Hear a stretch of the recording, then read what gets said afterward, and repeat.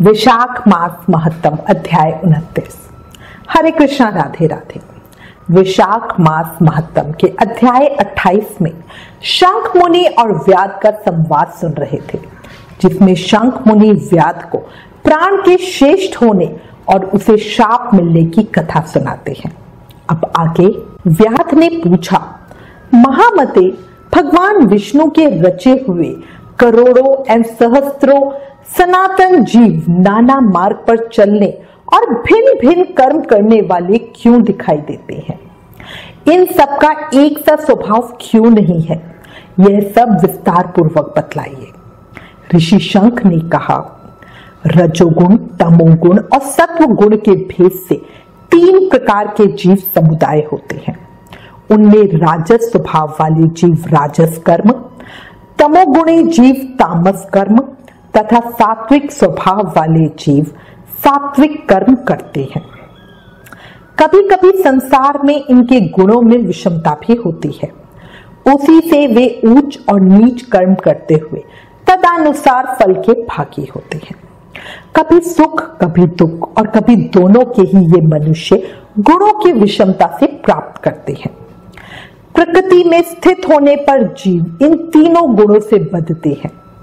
गुण और कर्मों के अनुसार उनके कर्मों का भिन्न भिन्न फल होता है। ये जीव फिर गुणों के अनुसार ही प्रकृति को प्राप्त होते हैं। प्रकृति में स्थित हुए प्राकृतिक प्राणी गुण और कर्म से व्याप्त होकर प्राकृतिक गति को प्राप्त होते हैं। तमोगुणी जीव तामसी वृत्ति से ही जीवन निर्वाह करते और सदा महान दुख में डूबे रहते हैं। उनमें दया नहीं होती, वे बड़े क्रूर होते हैं और लोक में सदा द्वेष से ही उनका जीवन चलता है। राक्षस और पिशाच आदि तमोगुणी जीव हैं, जो तामसी गति को प्राप्त होते हैं। राजसी लोगों की बुद्धि मिश्रित होती है। वे पुण्य तथा पाप दोनों करते हैं। पुण्य से स्वर्ग पाते हैं और पाप से यातना भोगते हैं। इसी कारण वे मंद भाग्य पुरुष बार बार इस संसार में आते जाते रहते हैं। जो सात्विक स्वभाव के मनुष्य है, वे धर्मशील, दयालु, श्रद्धालु, दूसरों के दोष न देखने वाले तथा सात्विक वृत्ति से जीवन निर्वाह करने वाले होते हैं। इसलिए भिन्न भिन्न कर्म करने वाले जीवों के एक दूसरे से पृथक अनेक प्रकार के भाव हैं। उनके गुण और कर्म के अनुसार महाप्रभु विष्णु अपने स्वरूप की प्राप्ति कराने के लिए उनसे कर्मों का अनुष्ठान करवाते हैं। भगवान विष्णु पूर्ण काम है। उनमें विषमता और निर्दयता आदि दोष नहीं है। वे समभाव से ही सृष्टि, पालन और संहार करते हैं। सब जीव अपने गुण से ही कर्म फल के भागी होते हैं।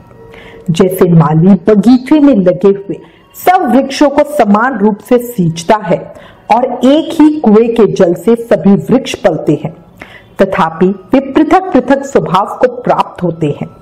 बगीचा लगाने वाले में किसी प्रकार विषमता और निर्दयता का दोष नहीं होता।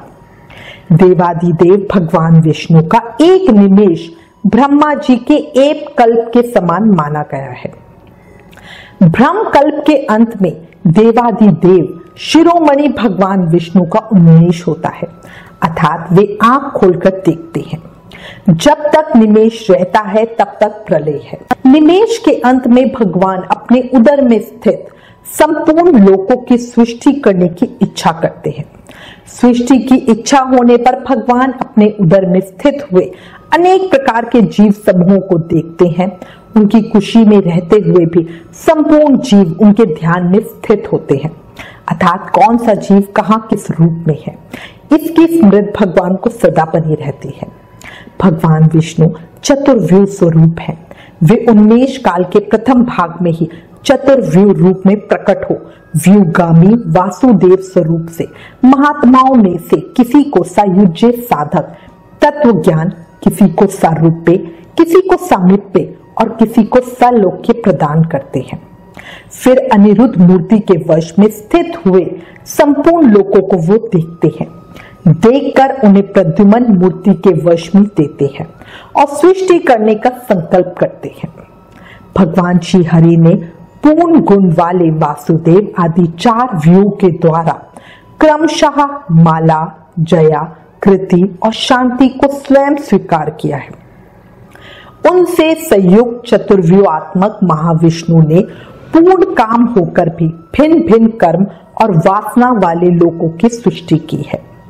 उन्मेष काल का अंत होने पर भगवान विष्णु पुनः योग माया का आश्रय लेकर व्यूगामी सकर्षण स्वरूप से इस चराचर जगत का संहार करते हैं। इस प्रकार महात्मा विष्णु का यह सब चिंतन करने योग्य कार्य बतलाया गया है, जो ब्रह्मा आदि योग से संपन्न पुरुषों के लिए भी अचिंत्य एवं दुर्विभव्य है। शंख मुनि की बात सुनकर व्याध ने पुनः पूछा, मुने, भागवत धर्म कौन कौन से हैं और किन के द्वारा भगवान विष्णु प्रसन्न होते हैं? ऋषि शंख ने कहा, जिससे अंतकरण की शुद्धि होती है, जो साधु पुरुषों का उपकार करने वाला है तथा जिसकी किसी ने भी निंदा नहीं की, उसे तुम सात्विक धर्म समझो। वेदों और स्मृतियों में बताए हुए धर्म का ही निष्काम भाव से पालन किया जाए तथा वह लोक से विरुद्ध ना हो, तो उसे भी सात्विक धर्म जानना चाहिए। वर्ण और आश्रम विभाग के अनुसार जो चार प्रकार के धर्म हैं, वह सभी नित्य, नैतिक और काम्य भेद से 3 प्रकार के माने गए हैं। वे सभी अपने अपने वर्ण और आश्रम के धर्म जब भगवान विष्णु को समर्पित कर दिए जाते हैं, तब उन्हें सात्विक धर्म जानना चाहिए। ये सात्विक धर्म ही मंगलमय भागवत धर्म है। अनन्य देवताओं की प्रीति के लिए सकाम भाव से किए जाने वाले धर्म राजस माने गए हैं। यश, राक्षस, पिशाच आदि के उद्देश्य से किए जाने वाले लोक निष्ठुर हिंसात्मक निंदित कर्मों को तामस धर्म कहा गया है। जो सत्वगुण में स्थित हो भगवान विष्णु को प्रसन्न करने वाले शुभ कारक सात्विक धर्मों का सदा निष्काम भाव से अनुष्ठान करते हैं, वे भागवत विष्णु भक्त माने गए हैं। जिनका चित्त सदा भगवान विष्णु में लगा रहता है, जिनकी जिह्वा पर भगवान का नाम है और जिनके हृदय में भगवान के चरण विराजमान हैं, वे भागवत कहे गए हैं। जो सदाचार परायण, सबका उपकार करने वाले और सदैव ममता से रहित है, वे भागवत माने गए हैं। जिनका शास्त्र में, गुरु में और सत्कर्मों में विश्वास है, जो सदा भगवान विष्णु के भजन में लगे रहते हैं, उन्हें भागवत कहा गया है। उन भागवत भक्त महात्माओं को जो धर्म नित्य मानी है, जो भगवान विष्णु को प्रिय है तथा वेदों और स्मृतियों में जिनका प्रतिपादन किया गया है, वे ही सनातन धर्म माने गए हैं। जिनका चित्त विश्व में आसक्त है, उनका सब देशों में घूमना, सब कर्मों को देखना और सब धर्मों को सुनना कुछ भी लाभकारक नहीं है। साधु पुरुषों का मन साधु महात्माओं के दर्शन से पिघल जाता है। निष्काम पुरुषों द्वारा श्रद्धा पूर्वक जिसका सेवन किया जाता है तथा जो भगवान विष्णु को सदा ही प्रिय है, वह भागवत धर्म माना गया है। भगवान विष्णु ने क्षीर सागर में सबके हित की कामना से भगवती लक्ष्मी जी को दही से निकले हुए मक्खन की भांति सब शास्त्रों के सारभूत वैशाख धर्म का उपदेश किया है। जो दंभ रहित होकर वैशाख मास के व्रत का अनुष्ठान करता है, वह सब पापों से रहित हो सूर्य मंडल को भेद कर भगवान विष्णु के योगी दुर्लभ परम धाम में जाता है।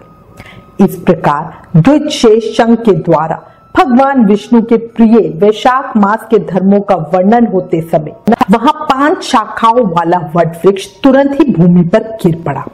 उसके खोखले में एक विकराल अजगर रहता था। वह भी पाप योनिमय शरीर को त्याग कर तत्काल दिव्य स्वरूप हो मस्तक झुकाए शंख मुनि के सामने हाथ जोड़कर खड़ा हो गया। वैशाख महामहत्तम अध्याय 29 संपूर्ण। कल अंतिम अध्याय 30 में आगे की कथा सुनेंगे। ज्यादा से ज्यादा नाम जाप करो। याद रखो, कलयुग केवल नाम आधार। हमें सिर्फ नाम जाप करके ही भक्ति, शक्ति, मुक्ति मिल सकती है। इसलिए प्रेम से, मन से, भाव से नाम जाप करो। हरे कृष्ण कृष्ण कृष्ण हरे हरे, हरे राम राम राम हरे हरे। जय श्री कृष्णा। ओम नमो भगवते वासुदेवाय।